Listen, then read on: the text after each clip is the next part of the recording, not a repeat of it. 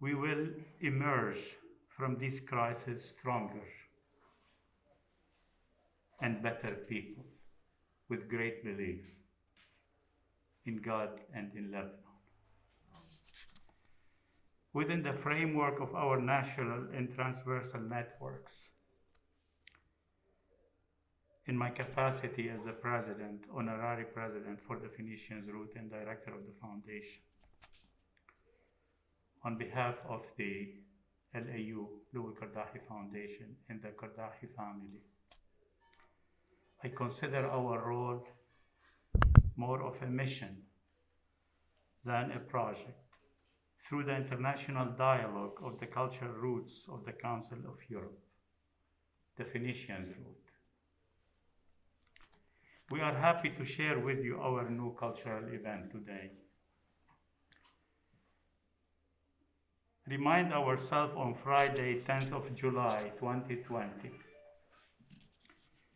we received an invitation from Jabal Moussa Association, along with a team of experts, invited partners, on a magical mystery tour to explore less known heritage sites in the legendary Adonis Valley and Jabal Moussa Biosphere Reserve, protected by the General Directorate of Antiquities. Getting together through this journey was an opportunity to bring people from different backgrounds. And this is the objective of Jabal Moussa Association. The exhibition will be here for the next 3 months. And there is a reason for this. The exhibition is considered an educational tool and a contribution for target groups composed of responsible civil society, especially the residents, inhabitants in Lebanon and throughout the region, and cultural tourism associations and cultural institutions, universities, schools, students from all over Lebanon, in order to secure a concrete protection of cultural heritage sites in Jabal Moussa and Byblos as landmarks ensigning in everybody's collective memory and perspective life. This is the reason why we are here today. I thank you all for being with us. I thank the entire Beehive team of Jabal Moussa, President Dumit, and the Beehive Queen, Jawal, for introducing us to this project today.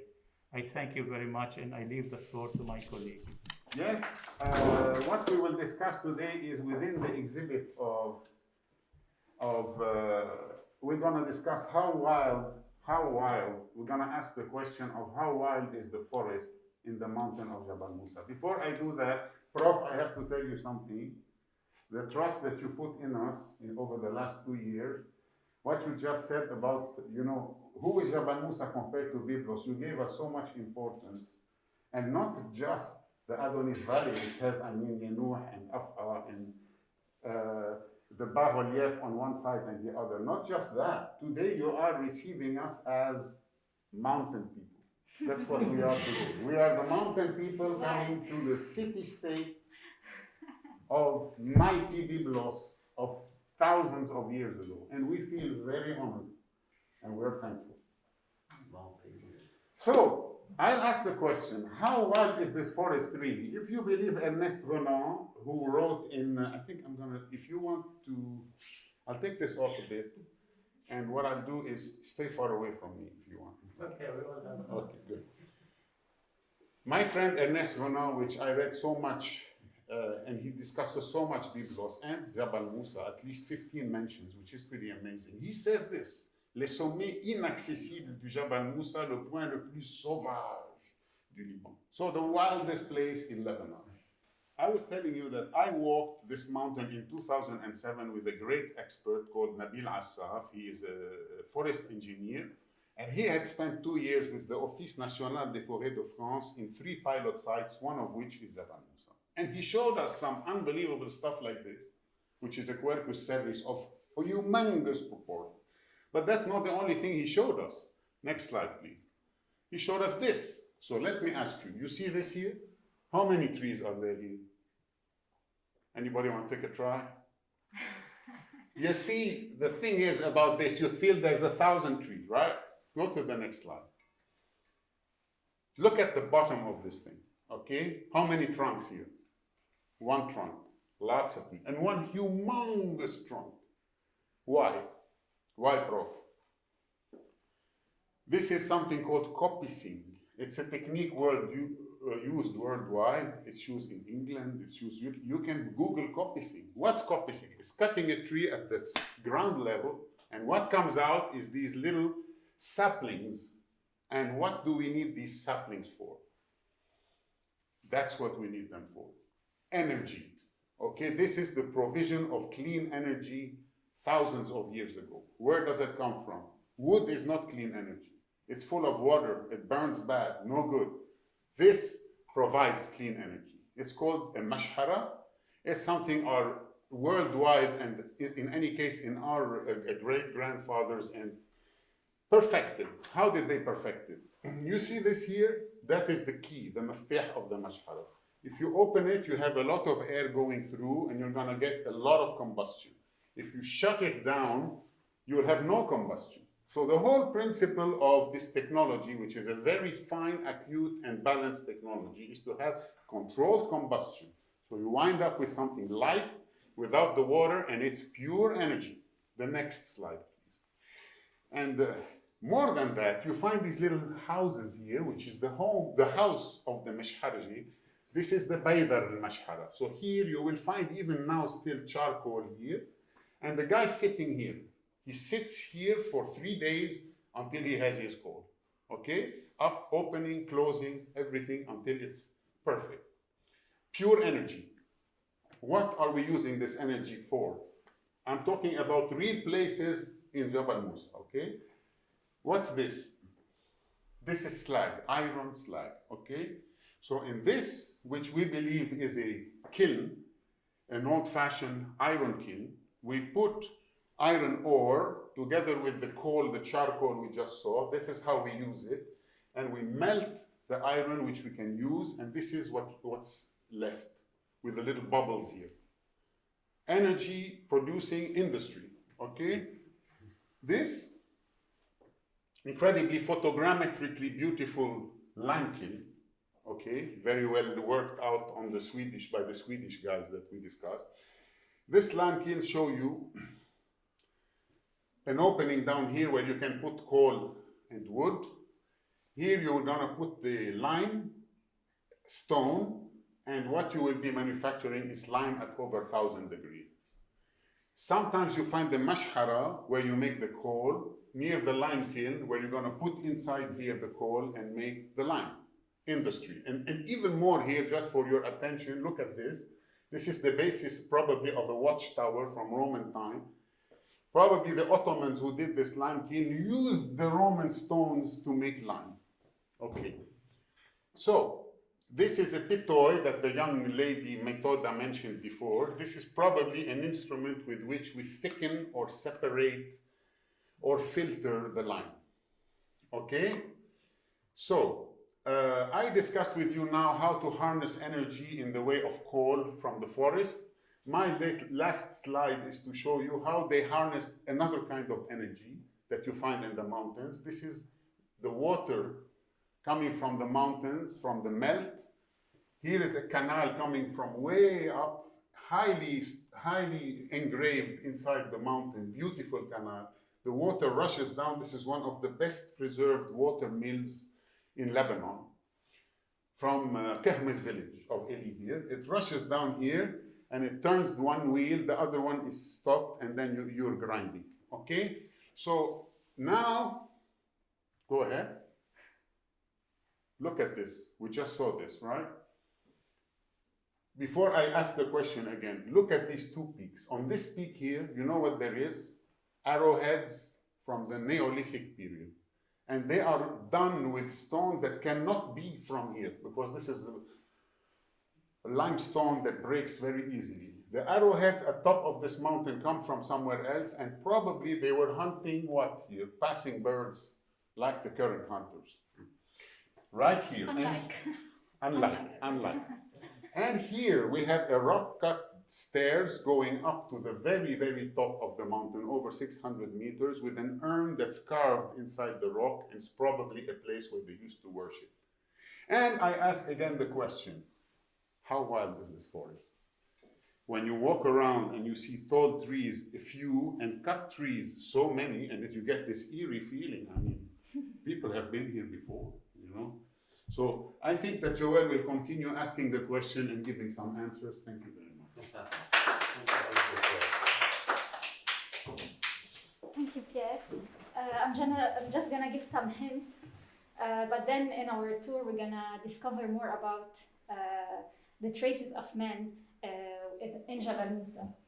I'm gonna start by saying that visitors usually visit Jabal Moussa because it is wild, because they want to see nature at its wildest version.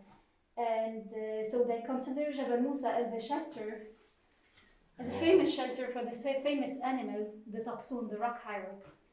And if they are lucky enough, they can see the jackals, usually during the night, but these were seen during the day. Where? On the Roman stairs. They're playing on the Roman stairs. You have the mix of nature and culture right there. So this is Jabal Moussa. It's also home to beautiful flowers like this beautiful Paeonia kisserwanensis. It's named after Kisserwan area. Or the endemic Cyclamen libanoticum that only exists in Jabal Moussa and its surroundings. All the beautiful irises. And there are different landscapes.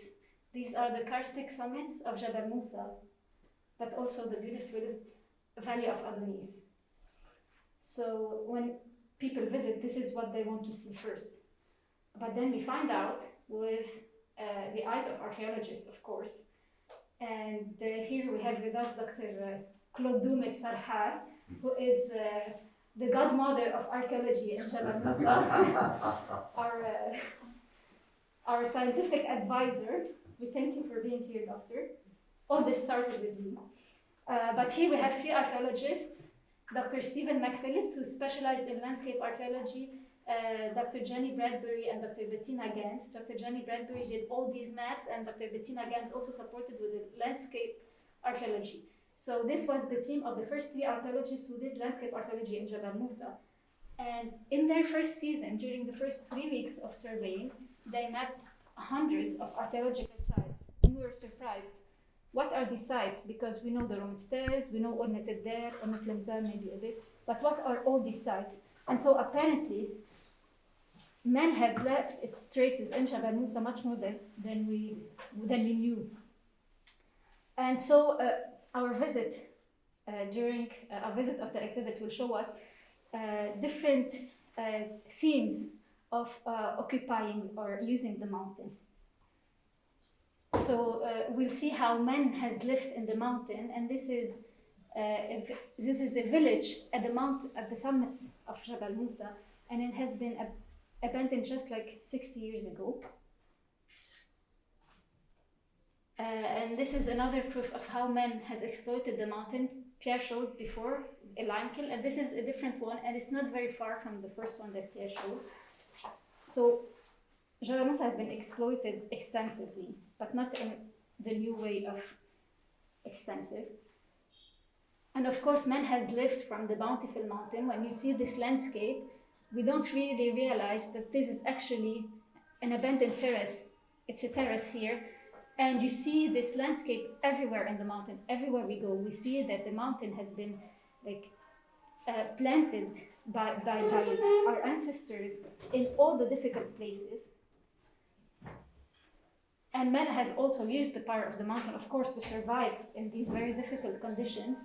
There is the energy, the cold, and there is the water energy, but there is also an invisible energy that we see here, and it's the wind energy. This is actually a radar. It's a circular platform where they used to separate the seed of the wheat from the straw outside using the energy of the wind. And of course, Metoda said in the documentary that the people living in Al-Ummah there, they were connected to the Bekaa, they were connected to the cities. And the main reason for this connection and the main mean for connection is, of course, the road. And this is a road that usually hikers take, even the road that leads to the butte. We don't know actually when we take this road that men and our ancestors, they have walked on these trails for hundreds and in this case for thousands of years. And finally, man has considered the mountain as a sacred place. It's a sanctuary. He buried his dead there, but also he worshipped. In Limza, there were worships. At the high summits, there were worships. And up until today, people still visit Jabal Moussa and they still pray on the summit of Jabal Moussa. And I would like to end where Pierre has started, with these very beautiful trees that are an example of copies, the Quercus cerise and the Ostrea carpinifolia. These two trees, when we look at from the conservation or natural environmental point of view, these are two threatened species. But from a cultural perspective, we see them now, from what we learn from the archaeologists, that these are basically archaeological sites, because they tell us how our ancestors used to cut the trees, so the traditional use and the exploitation of the mountain. But this is an extremely important photo because it summarizes the concept of the man and biosphere reserve, where there is a reconciliation between nature and man, because man has lived with those trees. He used them, he exploited them, but at the same time, he let them survive. So this is a very nice example of our own mission of Jabal Moussa. So to conclude, I would like to say that Jabal Moussa is not just a place to visit, it's a place to live in, it's a place to survive, and it's basically, and it has always been the home for man.